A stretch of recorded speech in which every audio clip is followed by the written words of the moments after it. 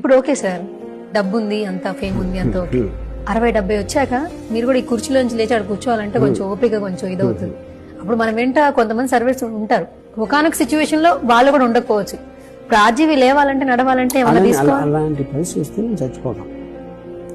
ఎందుకంటే నన్ను నేను చూసుకునే ఒక సిచ్యువేషన్, హెల్ప్లెస్ సిచ్యువేషన్ బతకడం చేస్తాను కదా.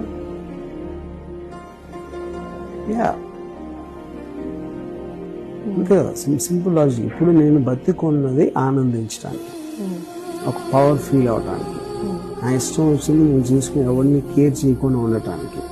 అలాంటి అవకాశం లేని ఒక పరిస్థితిలో నేను పడ్డానంటే అది ఏజ్ అవ్వచ్చు, నాకు ఇది యాక్సిడెంట్ అవ్వచ్చు, లేకపోతే నా మైండ్ దబ్బవచ్చు. ఇలాంటి రకరకాల అన్కంట్రోలబుల్ సిచ్యువేషన్స్ నుంచి నేను హెల్ప్లెస్నెస్ వస్తే నేను చచ్చిపోతాను. ఎందుకంటే I will take my chance in next birth ఉంటే, లేకపోతే పోయి ఓకే. ఓకే.